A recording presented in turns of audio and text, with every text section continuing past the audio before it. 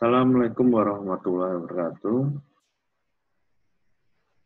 Berjumpa kembali pada video pembelajaran mata pelajaran prakarya dan kewirausahaan kelas 12 pada semester 1. Pada video pembelajaran kali ini kita akan membahas mengenai bagaimana cara menentukan jenis kandang unggas yang ingin kita buat.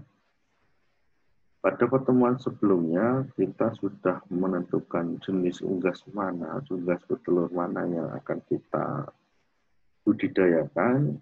Maka tahapan selanjutnya setelah kita memilih jenis unggasnya, tahapan selanjutnya adalah membuat kandangnya. Kandang apa saja dan bagaimana jenisnya nanti akan kita bahas lebih lanjut pada video materi pembelajaran hari ini. Oke, bagaimana cara menentukan lokasi budidaya unggas? Yang pertama kita menentukan jenis jenis kandangnya terlebih dahulu.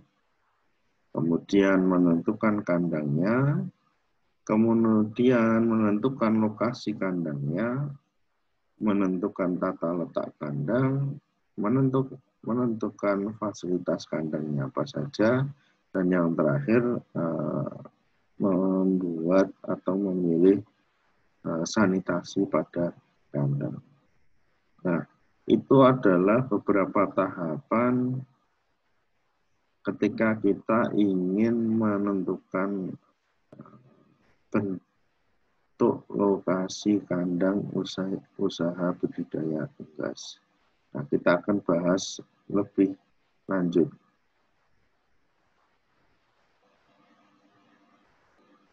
Yang pertama adalah kita menentukan jenis kandangnya terlebih dahulu. Ketika kita ingin melakukan usaha budidaya unggas petelur, khususnya pada jenis pertama ini adalah kita ingin melakukan budidaya unggas petelur jenis ayam. Maka bagaimana bentuk kandangnya? Yang pertama adalah ada jenis kandang box. Jenis kandang box ini dapat terbuat dari berbagai macam bahan seperti kayu, bambu, papan, tripek, kardus, kawat ram, dan sebagainya. Kandang box biasanya bisa digunakan untuk anak ayam yang umur 1 tahun atau 14 hari, di mana dalam masa ini ayam membutuhkan tempat yang hangat.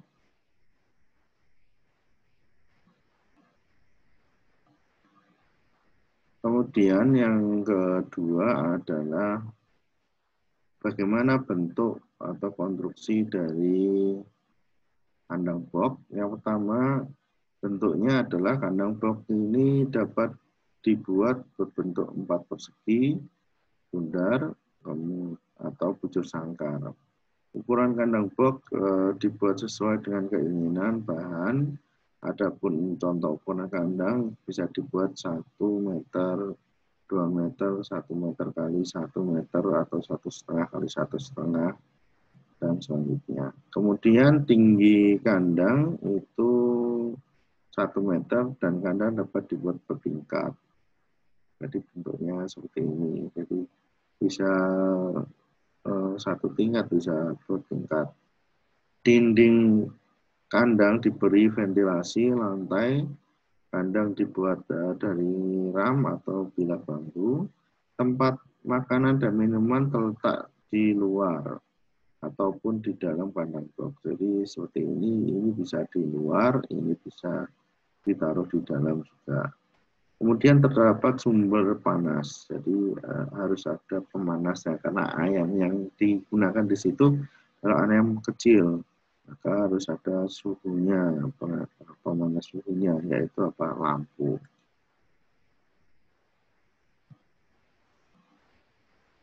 Nah, selanjutnya yaitu kandang ren. Kandang ren ini adalah kandang umbaran, jadi berbentuk umbaran. Nanti jadi ayam maupun itiknya bisa dilepas, bebas di sekitar kandang. Bentuknya umbaran, kemudian nanti akan ada aliran air. Nah, kandang ren ini adalah tipe kandang tempat pembesaran atau tempat pemeliharaan itik. Kandang dapat dibuat bertingkat ataupun dari lantai tanah yang dialasi liter.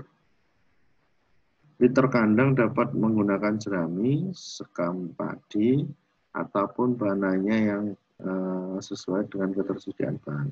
Liter itu biasanya digunakan untuk alas, biasanya agar telurnya tidak pecah ketika bebek maupun ayam itu bertelur di sekitar kandang. Kemudian ukuran kandang dapat disesuaikan dengan kondisi dan bahan setempat yang memperhatikan kepadatan ruang kandang dan jumlah itik yang dipelihara. Jadi besarnya kandang itu harus disesuaikan dengan jumlah itiknya. Misalnya jumlah itik 100, berarti luas kandangnya harus diperhatikan agar itik dapat bergerak secara bebas. Yang keempat adalah kandang ren dapat dibagi menjadi dua, yaitu yang pertama tempat untuk berteduh atau beristirahat, sebagai tempat telur atau induk bertelur, kemudian ada yang tempat untuk bermain ataupun tempat untuk makan dan minum ternak itu tersebut. Jadi ada yang ini untuk tempat berteduh, nah ini untuk tempat untuk bermain, ada airnya aliran yang mengalir. Kemudian halaman kandang ren dapat pula dibuat kolam khusus untuk itik bertelur tetas di mana proses perkawinan antara jantan dan betina lebih maksimal sehingga kebutuhan telur tetap lebih terjamin.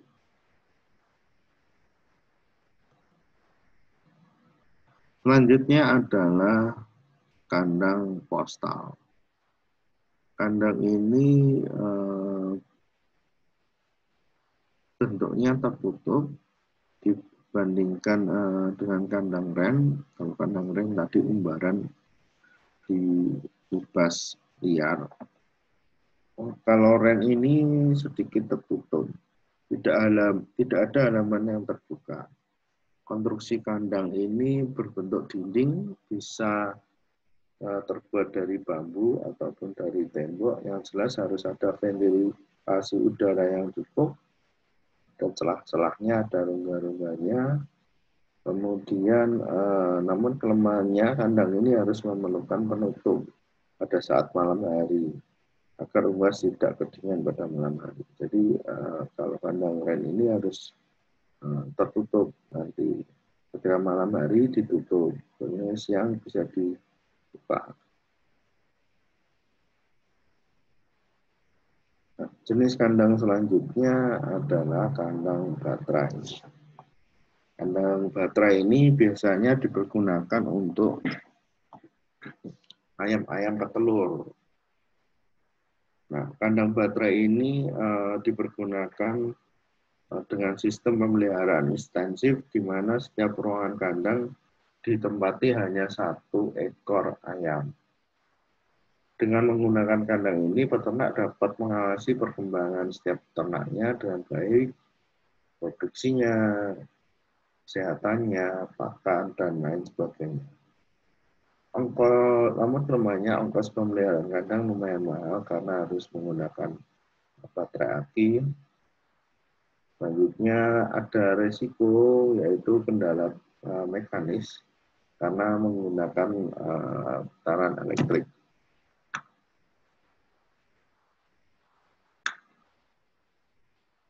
Jenis kandang selanjutnya adalah kita menentukan lokasi kandang, selanjutnya kita harus melihat bentuk kandangnya. Bagaimana bentuk kandang yang akan kita gunakan ketika memulai budidaya unggas. Yang pertama, ada bentuk kandang bertipe T dengan jumlah 4 lajur. Maksudnya 4 lajur itu di sini ada 1, 2, dan kemudian di hadapannya ada 1, 2. Jadi berarti ada 4 lajur. Nah, kelebihannya adalah intensitas cahaya matahari yang masuk lebih optimal, kemudian sirkulasi udaranya baik, produksi telur menjadi maksimal. Kekurangannya adalah populasi ayamnya kurang maksimal dibandingkan dengan tipe V yang berisi 6 lajur. Ya, tentu saja jumlah ayamnya tentu saja lebih sedikit karena hanya ada 4 lajur di sini. Ada 1, kemudian ada 2 tingkat. 1, 2, 3, 4. Maka jumlah ayamnya memang sedikit, tetapi kelebihannya kualitas, kesehatan ayam, produksi ayam lebih meningkat. Selanjutnya adalah bentuk kandang berbentuk V dengan lajur 6. Lalu kita lihat bagaimana bentuk lajur 6. Lajur 6 ini berarti tersusun dari 3 tingkat yang saling berhadapan. Jadi ada 1, 2, 3, 4, 5, 6. Jadi 6 tingkat. 3 tingkat yang saling berhadapan. Nah, bentuknya jika ada ayamnya seperti ini. Ada 1, nah hadapannya ada 1 lagi. Ada 2, hadapannya ada lagi. Ada 3, hadapannya ada lagi. Jadi 3 tingkat dan saling berhadapan. Ini bentuk V dengan jumlah 6 lajur. Apa kelebihannya? Pertama, intensitas matahari, cahaya matahari cukup baik, sirkulasi udaranya juga cukup baik karena jumlah ayamnya cukup banyak, dan jumlah sinar yang masuk juga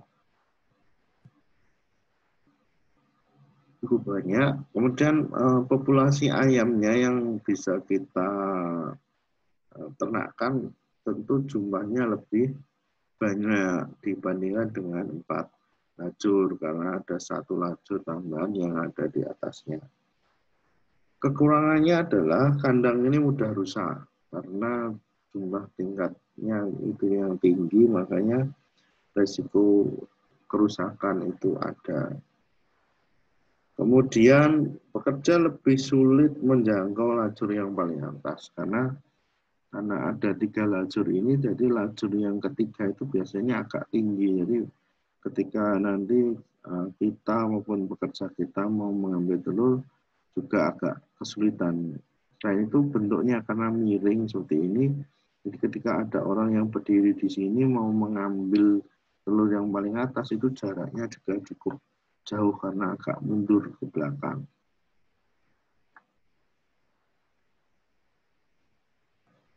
Kemudian selanjutnya bentuk kandang selanjutnya adalah tipe W dengan 8 lajur. Jadi bentuknya seperti W. W itu seperti ini. W. Nah, bentuknya 8 dengan posisi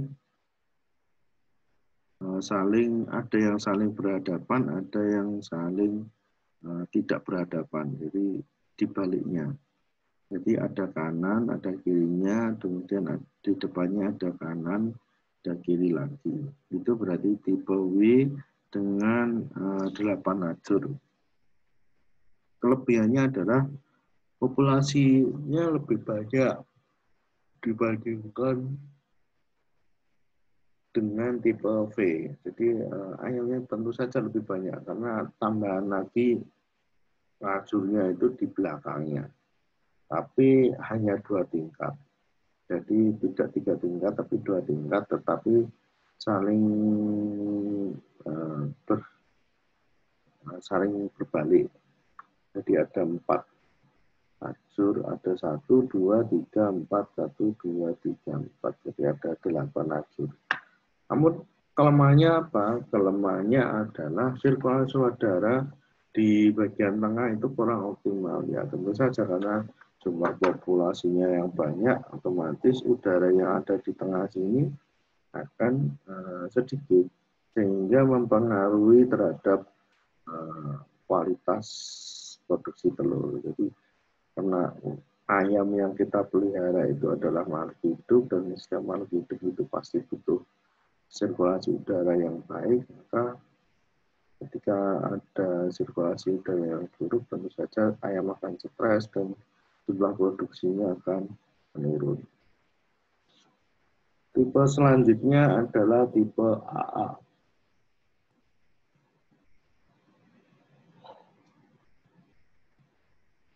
Tipe AA ini mempunyai 12 lajur. Nah, ini sepertinya gambarnya terbalik. Ini yang 8 lajur itu yang bawah ini, jadi ada 1, 2, 1, 2, 1, 2, 1, 2. Bentuknya W, jadi ini kayak W. Nah, ini W. Ini yang 8 lajur itu gambarnya yang bawah. Yang 12 lajur itu yang atas. Jadi ini bentuknya kayak A, berupa. Nah, apa kelebihannya? Populasi ayamnya sangat maksimal.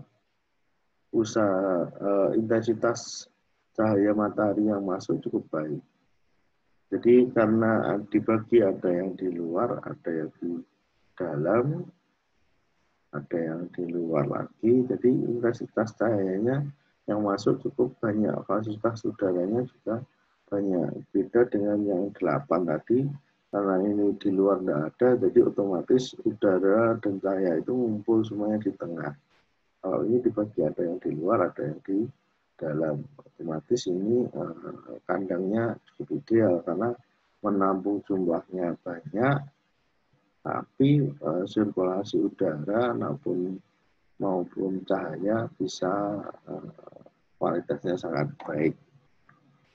Kemudian kekurangannya bagaimana? Kekurangannya tentu saja karena jumlah anunya lebih banyak, kandangnya lebih banyak, otomatis lebar lahannya yang diperlukan juga lebih besar dibandingkan dengan tipe kandang B maupun kandang B.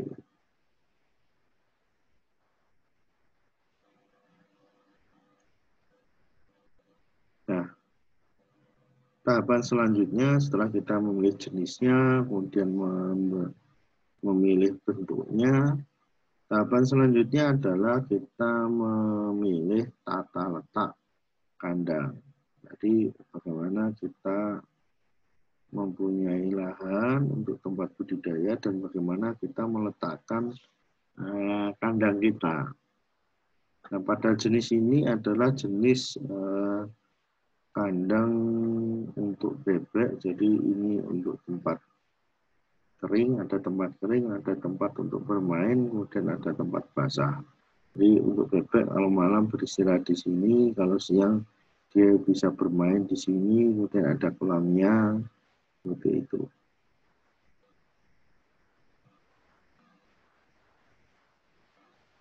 Kemudian kita menentukan lokasi kandang.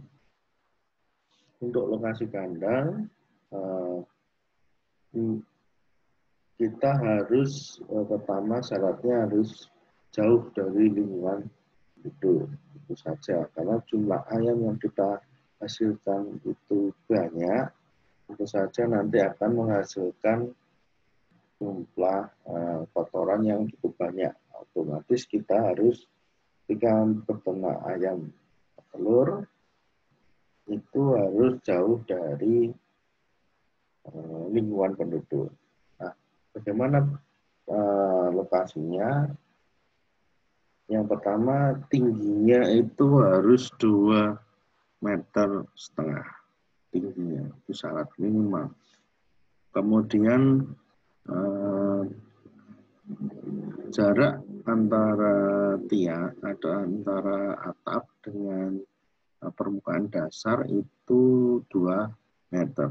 Kemudian di samping kanan maupun kiri kandang terdapat pohon untuk melindungi dan menyuplai jumlah oksigen yang ada di sekitar kandang. Jadi pohon-pohon ini berguna untuk menyuplai jumlah oksigen, juga menjadi penahan angin yang besar ketika angin tersebut ingin masuk ke dalam kandang. Nah, lokasinya bisa seperti ini, dari skala denahnya, ini bentuk kandangnya, kemudian jaraknya antara kandang dan pohon itu cukup 2 meter saja, atau 3 meter dari kandang. Bentuknya jika dari atas seperti ini, jika dari samping seperti ini.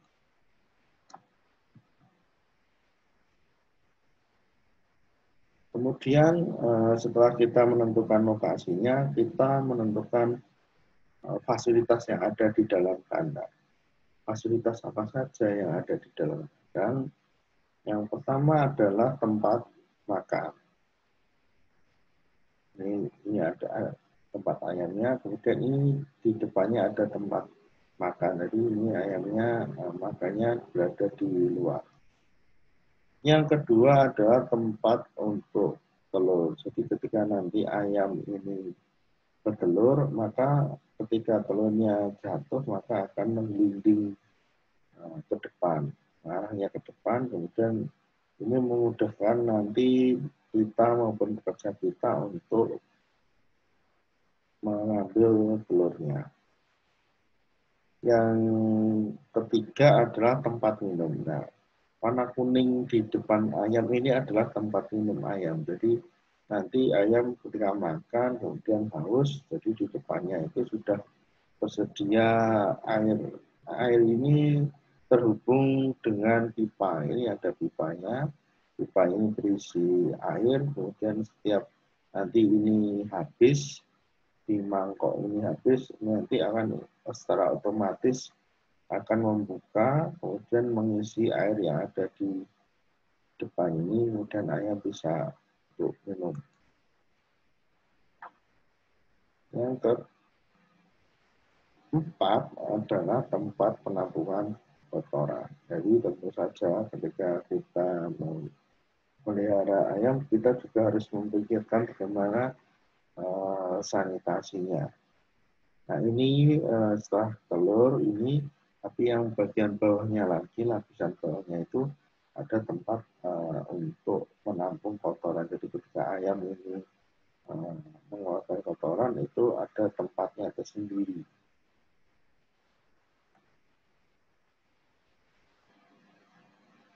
Selanjutnya, menentukan lokasi kandang itu kita harus melihat sanitasi kandang. Bagaimana sanitasi dalam hal ini adalah kotoran ayam, bagaimana kotoran ayam itu bisa kita atasi. Karena ketika kita memelihara ayam, permasalahan yang sering menjadi momok para peternak itu adalah tentang sanitasi atau mengurus kotoran. Karena kotoran ini kalau tidak kita buang itu nanti akan menimbulkan banyak penyakit. Yang kedua, kita harus mengantisipasi pengolahan kotoran itu dengan program sanitasi yang baik, mengikuti pembersihan kandang dan kotoran ternak itu secara rutin. Bisa pagi, kemudian sore hari, karena kotoran ayam itu banyak pada pagi hari, ketika dia malam tidur, dia siapkan mengeluarkan kotoran, kemudian pada sore hari, sebelum mereka tidur, juga kotorannya juga harus dibersihkan. Yang kedua, yang terakhir adalah mencuci dengan desinfektan agar kandang ayam ini terbebas dari kuman. Kotoran yang dihasilkan itu terkadang menghasilkan ada banyak penanamannya.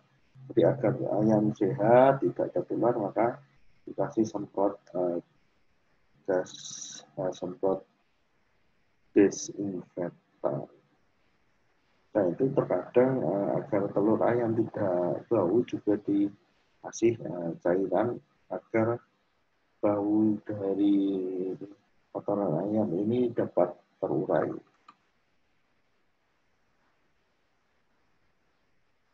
Nah, penentuan lokasi kandang selanjutnya kita harus memperhatikan suhu kandang.